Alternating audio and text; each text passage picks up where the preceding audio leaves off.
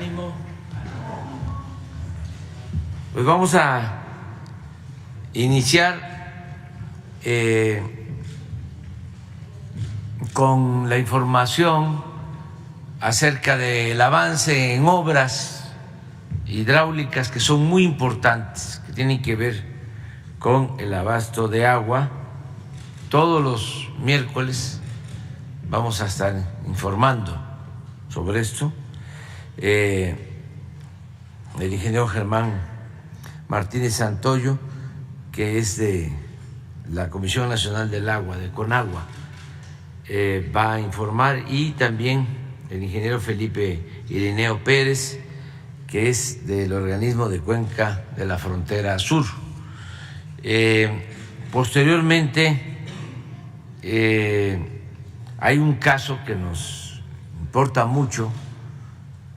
Aprovecho para hacer un llamado a los ministros de la Corte, porque hoy van a resolver sobre un tema fiscal que, si no lo revisan a fondo y resuelven por influyentismo, por consigna, van a dañar a la hacienda pública.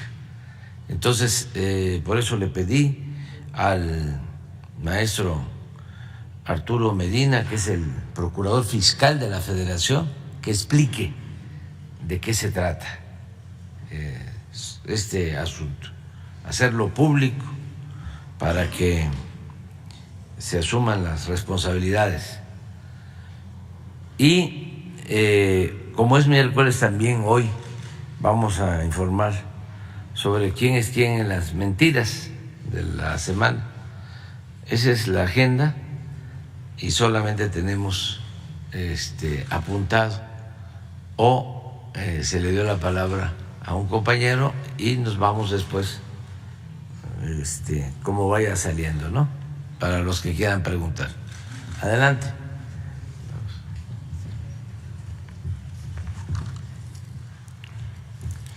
Muy buenos días, señor presidente. Con su permiso, el día de hoy se continúan con el informe de los avances presentados el pasado 31 de mayo y 7 de junio sobre los proyectos hídricos prioritarios que realiza el Gobierno de México. Como ya se ha informado, para privilegiar el derecho humano al agua a través de la Comisión Nacional del Agua, se construyen presas y acueductos para el suministro de agua potable en distintas entidades del país, con un caudal estimado de 17 metros cúbicos por segundo, así como distritos de riego para atender más de 100,000 nuevas hectáreas. Esto representa una inversión de más de 93,000 millones de pesos, con plena transparencia y cero tolerancia a la corrupción, en beneficio de más de 21 millones de habitantes y productores, lo que permite generar más de 44,000 empleos directos. Hoy informaremos el avance en 4 proyectos hídricos prioritarios que serán presentados por el ingeniero Felipe Irineo y por un servidor. De igual manera, presentaremos los avances sobre la rehabilitación del sistema El Realito, el cual abastece de agua a la zona conurbada de San Luis Potosí. La siguiente, por favor.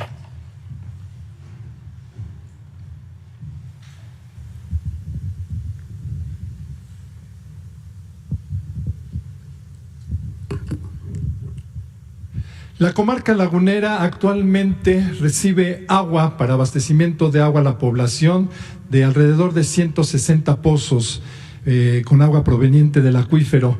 El acuífero de la comarca lagunera está contaminado con arsénico y con otros contaminantes que afectan y demeritan la salud de los habitantes de la comarca lagunera. Es por eso que en el año 2020 el presidente inició y dio instrucciones para implementar el proyecto Agua Saludable para la Laguna. Con este proyecto se suministrarán 200 millones de metros cúbicos de agua superficial al año, y remarcamos que es superficial porque proviene de las principales presas en la comarca, que son la presa Lázaro Cárdenas y Francisco Zarco. Agua superficial con una calidad mucho mejor que la que se obtiene actualmente del acuífero. El río Nazas es el principal proveedor de esta agua y beneficiará a 1.6 millones de habitantes. Los 200 millones son también para considerar la población futura en 25-30 años. Beneficiará a 311 localidades en 5 municipios coahuilenses: Torreón, Francisco y Madero, Matamoros, San Pedro y Viesca, así como 4 municipios duranguenses: Gómez Palacio, Lerdo, Tlahualilo y Mapimí. Es un sistema de abastecimiento integral. Contempla una derivadora sobre el cauce del río Nazas, una planta de bombeo, una planta potabilizadora, acueductos, tanques de almacenamiento, redes troncales de distribución. Además, en coordinación con los organismos operadores de los principales municipios, se llevarán a cabo acciones para el mejoramiento de la eficiencia en la distribución del agua potable y acciones también de mejoramiento de la infraestructura hidroagrícola con técnicas ahorradoras de agua. La inversión total para este proyecto es del orden de 14,793 millones de pesos y, como decíamos, beneficiará a 1.6 millones de habitantes. Los avances que llevamos en este momento, considerando todos los frentes que hemos mencionado, en el avance físico tenemos el 25% y el avance financiero el 30%. Se generarán 750 empleos y estimamos una fecha de conclusión del proyecto en diciembre de 2023. Vamos a ver un video descriptivo de las obras y algunos datos adicionales.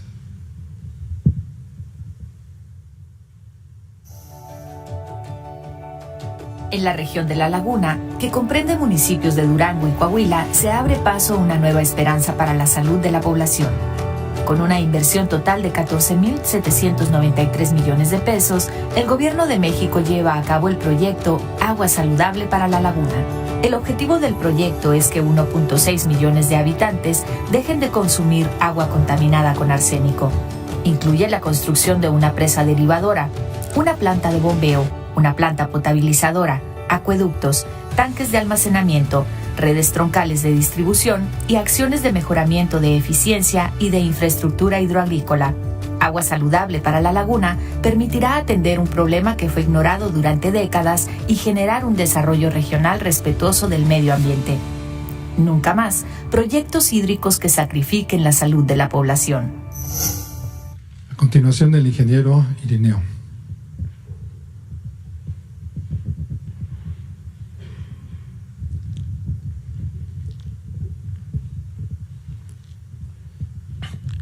Con su permiso, señor presidente, muy buenos días a todas y todos. En el municipio de Macuspana, uno de los problemas es la escasez de agua. Entonces, precisamente a raíz de esa situación, se llevó a cabo el estudio y proyecto ejecutivo para poder solucionar este problema. El objetivo fue precisamente el siguiente: construcción de una obra de toma de captación en el río Tepetitán, tendido y construcción de líneas de conducción de aguas crudas, construcción de la planta potabilizadora de Benito Juárez y tendido y construcción de líneas de conducción de agua potable. La inversión que se tiene para esta obra es de 661.5 millones de pesos. Esta obra va a beneficiar a una población de 99,181 habitantes. De esos 99,181 habitantes, la mayoría son comunidades indígenas. La que sigue. Aquí precisamente tenemos los avances. Los avances que al mes de junio que tenemos son los siguientes. En el aspecto físico tenemos un avance del 86% y en el financiero 86%. Se van a generar 2.500 empleados. Fecha de estimación de conclusión de los trabajos en diciembre del presente año. Actualmente se encuentra, ahí vemos la planta potabilizadora que se encuentra construida al 100%. La captación sobre el río Tepetitán también se encuentra al 100%. La que sigue. Ese es todo lo que se tiene con respecto a la planta potabilizadora y suministro de agua para la Macuspana.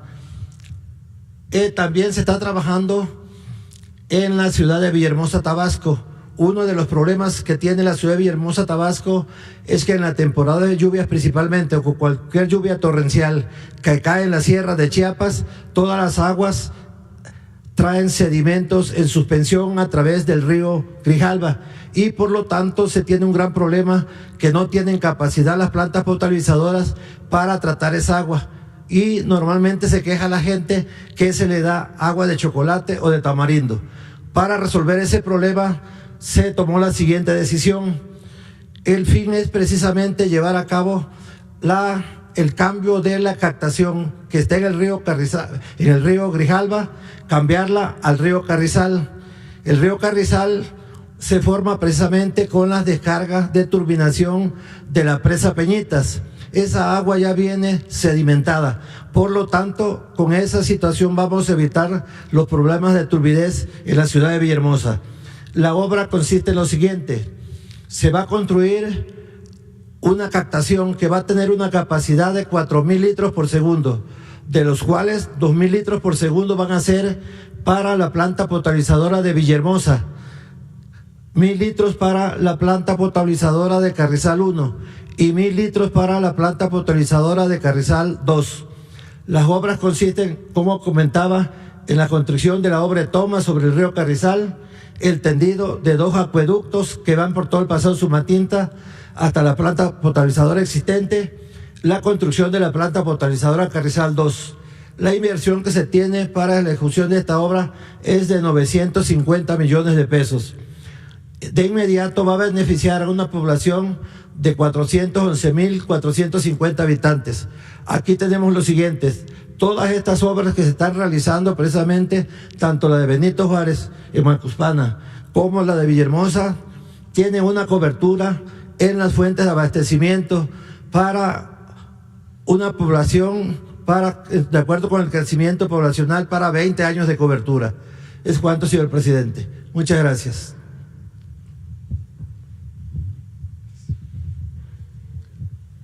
La siguiente, por favor. La siguiente. Al inicio de la administración del licenciado Andrés Manuel López Obrador, presidente de México, se encontró que la carretera Cardel-Poza Rica estaba detenida en su construcción por más de 2 años. Un pequeño tramo de 2,5 kilómetros estaba detenido porque los habitantes de la comunidad de Paso Largo consideraban que estas obras iban a perjudicar sus cultivos y ponía en riesgo la seguridad de la población de Paso Largo. El presidente inició un diálogo con los habitantes, con los comuneros y ejidatarios de Paso Largo, en el cual se convino que el gobierno federal realizaría las obras de protección necesarias, y el convenio fue que la comunidad permitiría la continuidad de la construcción de la carretera. La carretera ya fue construida, ya está en funcionamiento, y la Comisión Nacional del Agua inició los trabajos de protección. Estos trabajos se llevan a cabo obras contra las inundaciones en beneficio de las comunidades de Paso Largo, en Martínez de la Torre, así como la Reforma, Constancia, La Defensa y Troncones en el municipio de Misantla, Veracruz. Contempla estas obras de protección el desasolve del río Bobos, drenes de la localidad de La Reforma y dren de la Basinica y el arroyo Colorado, la rehabilitación de espigones y bordos en la margen derecha del río Bobos, construcción de bordos también en río Bobos, en su margen izquierda y derecha, sobre elevación de un bordo en Chapachapa y apertura de la barra de Nautla, trabajos realizados por la Secretaría de Marina en coordinación con la Conagua. La inversión total es de 590.2 millones de pesos y se beneficiarán 5.346 habitantes. La siguiente, por favor. Los avances que se tienen de este año, de los contratos de este año, es el 28% físico y 27% financieros, y los empleos generados 165, y se concluirá en diciembre de 2023. A continuación vamos a ver un video con datos adicionales y unos aspectos de las obras que se están realizando.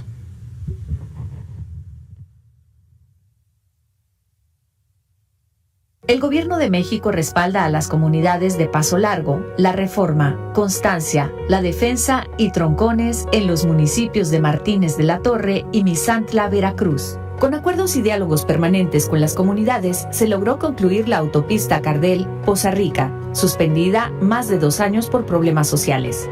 Derivado de ello, se lleva a cabo el proyecto de obras de protección contra inundaciones para Paso Largo, Veracruz.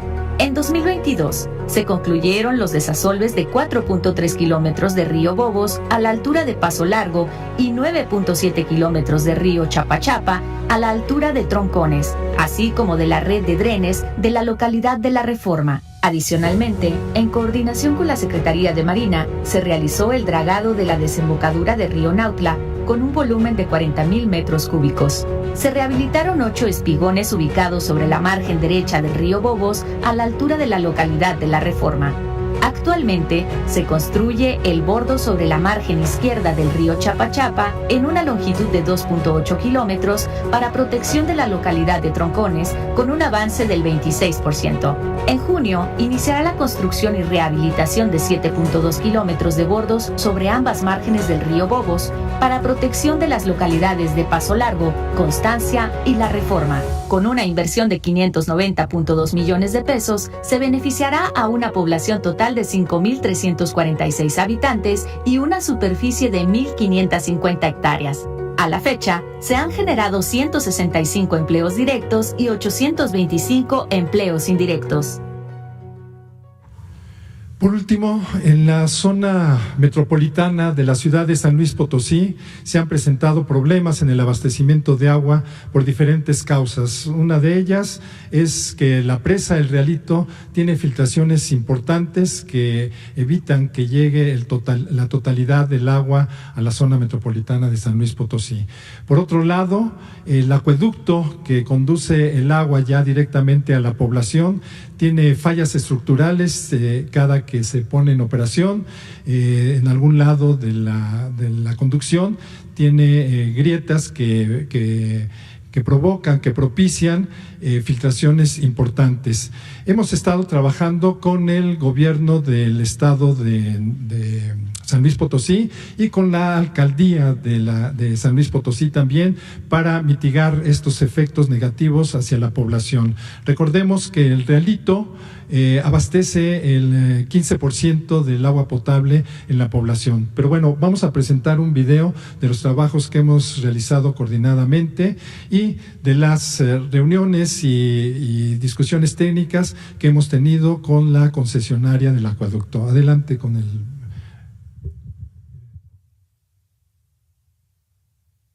La zona conurbada de San Luis Potosí se ha visto afectada por interrupciones frecuentes en el abasto de agua potable proveniente del río Santa María. El sistema El Realito se compone de una presa con capacidad de hasta 50 millones de metros cúbicos, que es operada por la Comisión Nacional del Agua y por un acueducto concesionado de 132.5 kilómetros. Por un deficiente proceso de construcción a cargo de administraciones anteriores, la presa tiene filtraciones en diferentes juntas constructivas. La presa no presenta fracturas, deformaciones o grietas que pongan en peligro su estabilidad. La Comisión Nacional del Agua sellará las filtraciones mediante la colocación de geomembrana, acción que está en proceso de contratación, cuyos trabajos están programados a iniciar en agosto de 2023. La construcción, operación y manejo del acueducto El Realito fue concesionado por el gobierno estatal a una empresa privada. Este acueducto ha presentado frecuentes fallas en 2 tramos. Atendiendo la preocupación social, Conagua ha realizado recorridos y sostenido reuniones con autoridades estatales y municipales, así como con la concesionaria, brindando acompañamiento técnico para la rehabilitación del acueducto. Como resultado, se acordó que la concesionaria sustituirá tramos críticos de tubería de concreto por acero, construirá un tanque de regulación y modificará el diámetro de algunas válvulas de expulsión y admisión de aire, así como la instalación de válvulas adicionales en el acueducto. Para complementar el abasto de agua a la zona conurbada de San Luis Potosí, el gobierno estatal rehabilita la presa El Peaje. Asimismo, en coordinación con la Conagua, gestionará acuerdos para que empresas e industriales aporten temporalmente agua para uso público urbano. A su vez, el municipio lleva a cabo la perforación de pozos complementarios y apoya a la población con la distribución de agua en carros tanque. Con la reparación de las filtraciones en la presa y el asesoramiento en la reparación del acueducto, el Gobierno de México acompaña a los potosinos para que cuenten con agua de calidad y en cantidad suficiente. Sería todo, señor presidente.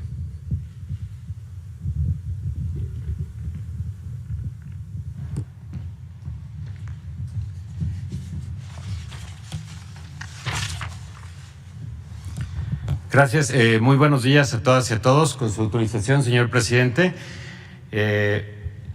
Como saben, la Procuraduría Fiscal de la Federación es la responsable de representar el interés fiscal de la Federación y presentar las querellas por defraudación fiscal y así como dar seguimiento a todos los procedimientos que se litigan en los diferentes tribunales del Poder Judicial Federal para defender el interés fiscal, el interés y los recursos de todas y todos los mexicanos.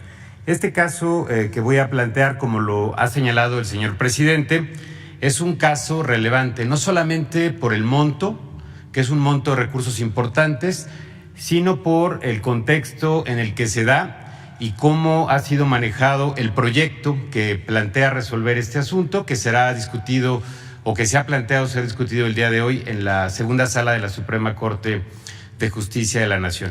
Presentamos esta presentación denominado caso Gustavo Cárdenas Fuentes, que ustedes pueden ver en la pantalla. ¿Quién es Gustavo Cárdenas Fuentes? Es una persona física que ha sido identificada como tío de Luis Cárdenas Palomino y quien además funge como representante legal de OPSES de México SADCB, que ha encabezado diversas operaciones financieras, no solamente en esta empresa, sino también en algunas otras, y que fue beneficiaria de distintos contratos en la pasada administración, principalmente en lo que es hoy la Secretaría de Seguridad y Protección Ciudadana, diversas entidades como el Gobierno de Michoacán, Nayarit, en la Policía Federal y el Servicio de Protección Federal, regularmente vinculado a artículos de inteligencia y de comunicación. Como un dato relevante en este caso, el señor Cárdenas Fuentes adquirió un Ferrari 458 Spider 2014 por 5.6 millones de pesos y fue beneficiario de una donación de un inmueble por 50.8 millones de pesos en septiembre del 2016. Estos son solo algunos datos que nos permiten dimensionar esta problemática. Adicionalmente, como ya muchos de ustedes han dado cuenta en medios de comunicación, en muchas notas periodísticas y en el trabajo de investigación que realizan, esta persona se refiere a tenido contratos o tuvo contratos en la pasada administración por más de 600 millones de pesos en distintas dependencias, además de que ha sido señalado de formar parte de la organización criminal vinculada a Cárdenas Palomino y evidentemente a Genaro García Luna, vinculados a empresas como Adamantium Private Services, provenientes de Numbac Technologies Inc., empresa utilizada, reitero, por Genaro García Luna para enviar recursos a Estados Unidos, resultante de hechos de corrupción mediante esquemas complejos de desviación de recursos públicos por montos que ya ha dado a conocer también la UIF por más de 745 millones de dólares. Adelante, por favor. Ahora, este es el contexto del asunto y vamos a hablar de lo que se dirime hoy en la Suprema Corte de Justicia de la Nación. Comentar que el SAT inició una revisión de las cuentas del señor Cárdenas Fuentes en 2016 y él interpuso un amparo para impedir que la autoridad fiscal concluyera esta visita de revisión que tiene por objeto determinar si se violó la ley o no, si se pagaron los impuestos correspondientes o no.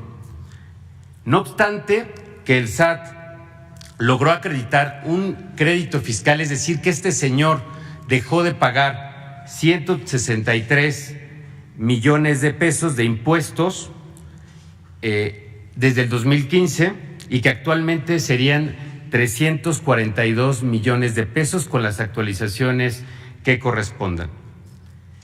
El señor Cárdenas interpuso diversos recursos, desde juicio de nulidad ante el Tribunal Federal de Justicia Administrativa, juicios de amparo ante el Tribunal Colegiado, que finalmente llegó a la Suprema Corte de Justicia de la Nación, y es donde vamos a detenernos un minuto más porque se dirime hoy en la Corte.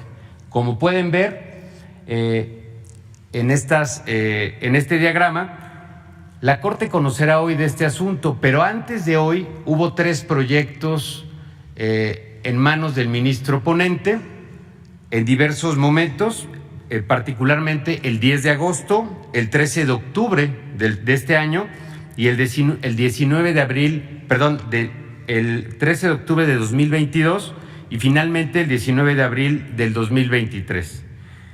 Estos proyectos en su momento eran resoluciones que fueron públicas y eran en favor del SAT y de la determinación del crédito fiscal, es decir, que esta persona debía impuestos al Estado mexicano y que debía pagarlos. Adelante, por favor. Sin embargo, a inicios de mayo de este año, el ministro ponente presentó un nuevo proyecto, pero ahora plantea conceder el amparo a Cárdenas Fuentes, cambiando el criterio sostenido previamente por la Sala, primero por su proyecto y después por la Sala, porque ha mantenido un criterio para resolver asuntos similares, lo que conduciría a que fuera exonerado por el Tribunal Colegiado al resolver en definitiva y evitar que esta persona pague los impuestos que corresponden a la Federación. Reiteramos, de aprobarse este criterio el día de hoy y si sumara 4 votos, se entendería que este criterio sería vinculante a todos los tribunales del país, cosa que afectaría la hacienda pública. ¿De cuánto estaríamos hablando? Pues de miles de millones de pesos, calculamos por lo menos 10,000 millones de pesos en la afectación de procedimientos que se están integrando actualmente en visitas de verificación, en facultades de revisión del SAT, más los asuntos que actualmente se dirimen en tribunales federales. La relevancia de este caso no solamente es económica, es también por la implicación y el contexto de la persona que ha promovido que la justicia lo ampare y a quien hoy el proyecto planteado en la segunda sala pretende conceder el amparo. Esto se sumaría también a las acciones que ya ha tomado la Suprema Corte de Justicia de la Nación y el retroceso que tuvimos el año pasado respecto a las reformas penal fiscal, que consideraba la prisión preventiva oficiosa como una medida eficaz para combatir la defraudación fiscal y que fue declarada inconstitucional, obligando a la autoridad a fortalecer las acciones de investigación y de litigio y que afortunadamente han dado resultado para defender la hacienda pública. Sin embargo, hoy queremos poner este tema sobre la mesa que requiere de la atención y el conocimiento de la ciudadanía. Los recursos públicos que se dejan de percibir son recursos que no pueden ser destinados a salud, a escuelas, a alimentación o a programas de bienestar como los que encabeza y ha planteado el presidente de la República, el licenciado Andrés Manuel López Obrador. ¿Es cuánto, señor presidente? El ministro Luis María Aguilar.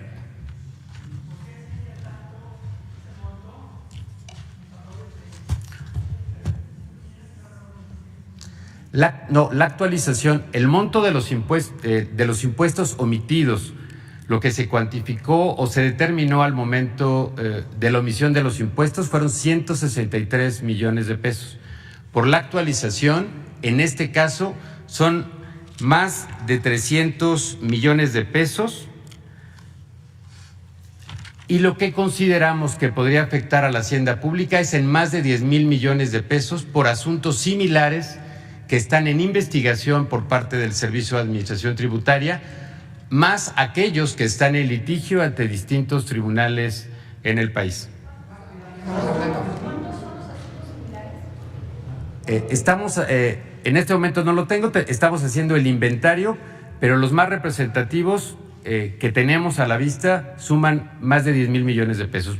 Más adelante podríamos darles el inventario total, porque estamos hablando que tan solo la Procuraduría Fiscal tiene más de 20,000 asuntos y de estos 2,000 o 2,500 están, como decimos comúnmente, vivos o activos o muy activos en los tribunales. Entonces, cuando concluyamos la revisión junto con el sistema de administración tributaria, podemos darles una cifra precisa. Incluso podría incrementarse el monto al que he hecho referencia. Gracias. Sí. ¿Por qué no explica sobre el criterio? Yo creo que eso es el cambio de criterio. Ok. Gracias. Voy a explicar el cambio de criterio, si me regalan la diapositiva respectiva, por favor. Decía hace un momento que durante 3 ocasiones el ministro ponente planteó un proyecto distinto. Una antes, por favor, ahí está. Que el 10 de agosto del 2022, el 13 de octubre de 2022 y el 19 de abril del 2023, el proyecto que se había presentado al Pleno de la segunda sala planteaba dar la razón al SAT en que la investigación de este asunto le asistía la razón. ¿En qué consiste la investigación? Es que el SAT tiene un tiempo para llevar a cabo una visita a los particulares para determinar si han pagado sus impuestos o no. La ley dice que esta se interrumpe, este plazo de 12 meses se interrumpe si el particular interpone algún medio de defensa. Incluso hay 2 jurisprudencias que han sido aplicadas durante varios años en este sentido, que la autoridad puede prolongar sus facultades de investigación sin violar los derechos de los ciudadanos y apegándose a la ley. Sin embargo, en mayo de este año se bajaron, después de haberse bajado esos proyectos y no ser votados, se volvió a subir un proyecto, pero ahora en sentido totalmente distinto, sin que haya sido discutido y sin que haya sido votado previamente y rechazado por los integrantes de la segunda sala. Esto es lo que queremos destacar y que hoy será discutido en la Suprema Corte de Justicia de la Nación. Eso es lo que no conocemos. ¿Por qué se bajaron los 3 proyectos y por qué de pronto cambia el sentido del proyecto, dando ahora el amparo al particular? Eso es lo que nosotros también preguntamos. ¿Por qué se cambió el proyecto? Lo que vemos es que hay un proyecto nuevo que da un giro sin que haya sido solicitado por los integrantes de la sala de la Corte. No suena lógico. Gracias.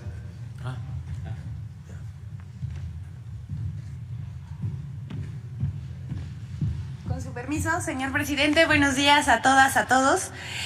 Hoy es 14 de junio de 2023 y esta es la sección ¿Quiénes quieren las mentiras de la semana? Vamos a abordar un par de temas y traemos una información. Vamos con la primera. Publican que el consumo de electricidad aumentó con la cancelación del horario de verano, lo cual es falso. Si recordamos, la semana pasada, el diario 24 Horas, El Financiero y el diario digital Soy Nómada difundieron una nota que señalaba que el consumo de electricidad subió con la medida implementada por el gobierno de México de cancelar el horario de verano. Pero eso no es cierto. La determinación de decirle adiós al horario de verano fue una iniciativa presidencial. El Poder Legislativo aprobó el decreto por el que se expide la Ley de los Usos Horarios y entró en vigor el domingo 30 de octubre de 2022. La Comisión Federal de Electricidad no ha registrado un aumento en el consumo. Y bueno, pese a sus malos augurios y proyecciones muy malintencionadas, tampoco el precio de la luz ha aumentado en los hogares mexicanos. Así que a todos los que nos están viendo en la transmisión, no se dejen engañar por este tipo de notas que tratan de desviar de lo verdadero importante. y, claro, causar miedo ante el aumento de la luz, pero pues ya vimos que esto no es cierto. Vamos con la segunda. De cómo las redes sociales, benditas redes sociales, se encargaron de desenmascarar un montaje para desprestigiar al gobierno. Esto no les va a gustar. Pero vamos a los hechos. El 6 de junio pasado, la conductora de noticias, Pamela Cerdeira, publicó un reportaje titulado "Los víveres que nunca llegaron a Turquía", en el que, a grandes rasgos narra que dejó en un centro de acopio, en apoyo a la población que sufrió un sismo en Turquía, una bolsa de arroz y un paquete de rollo de papel higiénico, a las que les insertó un dispositivo llamado AirTag, que sirve como rastreador de objetos a kilómetros de distancia. Cerdeira asegura que los víveres nunca llegaron a Turquía, pues el localizador marcaba que la bolsa de arroz se encontraba en una escuela y el paquete de papel higiénico en un mercado. La periodista fue al mercado de Tacuba y graba cómo encuentra el papel con el localizador dentro. Ante este reportaje, hubo muchas reacciones, ya sabemos. Medios de comunicación y en redes sociales se subieron a la controversia mientras esta escalaba durante toda una semana. Estuvo en Trending Topic, todos los vimos. Escaló tanto que hubo insultos y descalificaciones al gobierno y a sus funcionarios. Es más, hasta en un tema tan sensible hacen dudar del apoyo que los mexicanos, que siempre nos hemos caracterizado a nivel mundial por ayudar, que ahora no sea así o que no llegue al lugar correcto. Sin embargo, repito, benditas redes sociales, personas que vieron el reportaje comenzaron a dudar de la veracidad de la pieza informativa y emprendieron una investigación paralela. Usuarios de las redes sociales primero cuestionaron a Cerdeira del por qué no existe un solo video.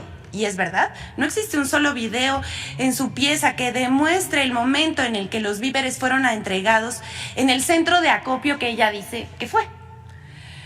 Como lo hace Pedro Miguel. Vamos a ver qué dice Pedro Miguel, porque esto es un cuestionamiento legítimo ante una pieza periodística publicada de esta manera. Le dice Pedro Miguel: si demuestras que entregaste en el centro de acopio la bolsa de arroz y el paquete de papel higiénico, meterás en un serio problema al gobierno, hablándole a Pamela Cerdeira. En tanto no lo hagas, el serio problema es para tu credibilidad. Suerte con eso. Pero no fue el único y no fueron los únicos. Hubo muchos usuarios en las redes sociales que dudaban de la secuencia de este reportaje. Por ejemplo, Mauricio Gutiérrez en la red social Twitter acudió a Tacuba, donde dice Pamela Cerdeira que se encontraba el paquete de papel higiénico. Y de donde ella lo recoge y lo abre y saca el AirTag, ¿no?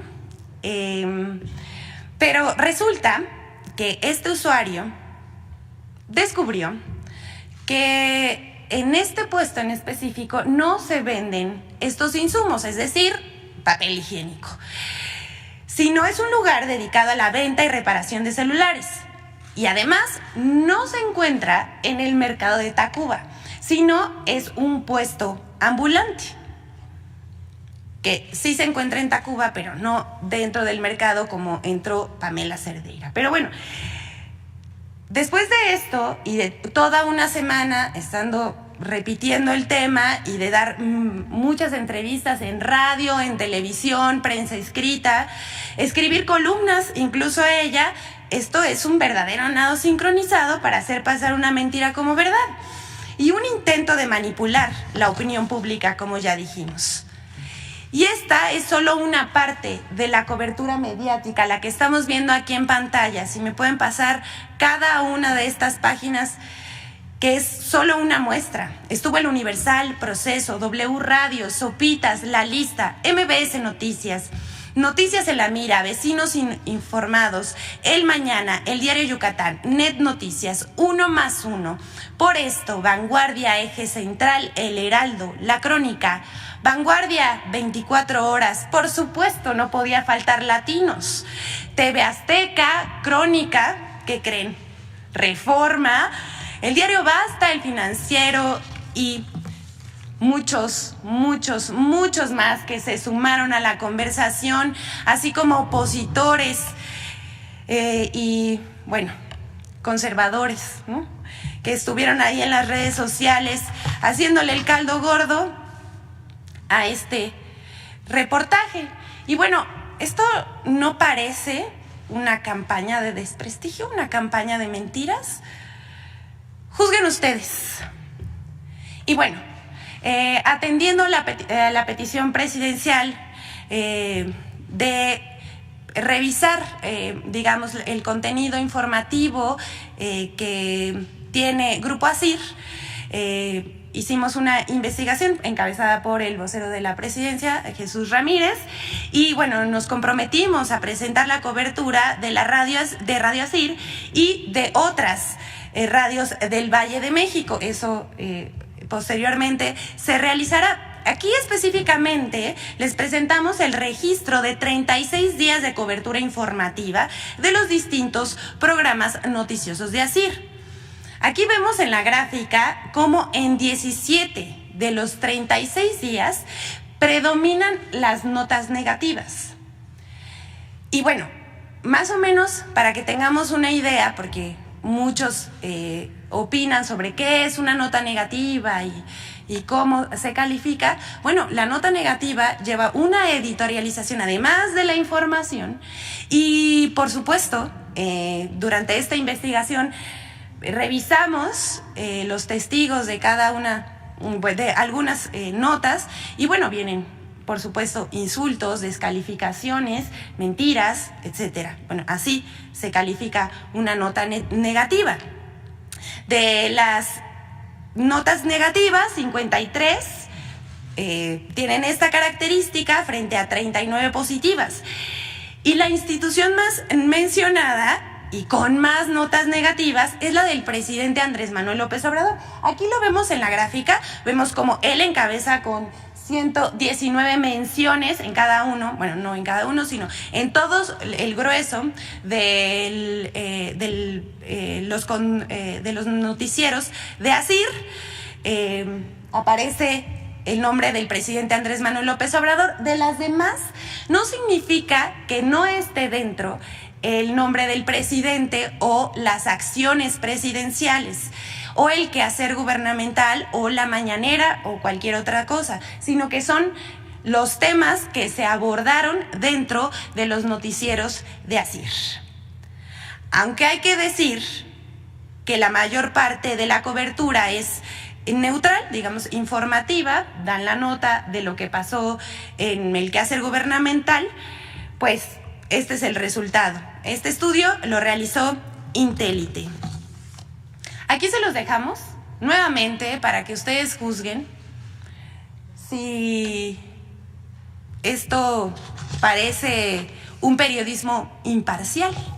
Y por último, vamos a concluir esta sección, la sección de hoy, con las mentiras en torno a la pensión universal de adultos mayores, porque no paran.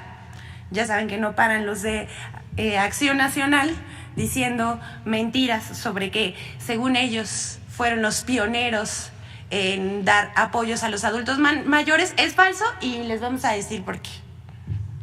Prometer pensiones o apoyos a tercera edad es llevar a nuestro país y a nuestra economía a la quiebra. Pero no va a llegar a ser presidente. Entonces sus mafufadas no van a funcionar. Nada de que me va a quitar la pensión. Yo la pensión la necesito de eso. La pensión universal para personas adultas mayores en México ha sido blanco de la desinformación. 1. Falso que Vicente Fox creó las pensiones para adultos mayores. El 6 de febrero de 2001, el entonces jefe de gobierno del Distrito Federal, Andrés Manuel López Obrador, publicó en la Gaceta Oficial del DF el programa de apoyo alimentario, atención médica y medicamentos gratuitos para adultos mayores de 70 años residentes en el Distrito Federal, que incluía un apoyo de 600 pesos mensuales y entrega de medicamentos gratuitos. El 19 de noviembre de 2003, López Obrador publicó el decreto que estableció el derecho universal a la pensión alimentaria para adultos mayores residentes en el Distrito Federal, y se determinó que la Asamblea Legislativa del DF debería aprobar en el decreto de presupuesto anual el monto suficiente para hacer efectivo este derecho.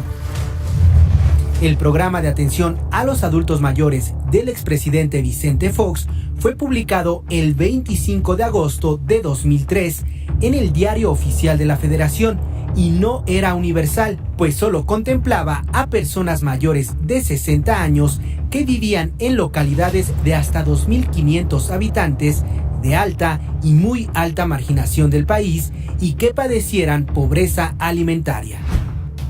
2. Falso que López Obrador reconoció a Vicente Fox como el primero en dar apoyo a los adultos mayores. El video publicado en redes sociales por el expresidente Vicente Fox fue sacado de contexto.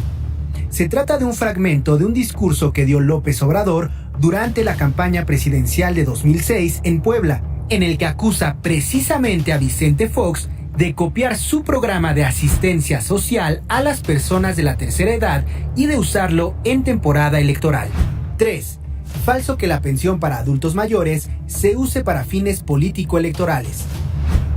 La pensión universal para personas adultas mayores está establecida en el artículo 4 de la Constitución Política de los Estados Unidos Mexicanos desde el 8 de mayo de 2020 y es un derecho que tienen todos los adultos mayores en México, por lo que su entrega no está condicionada. Infodemia. ¿Es cuánto, señor presidente?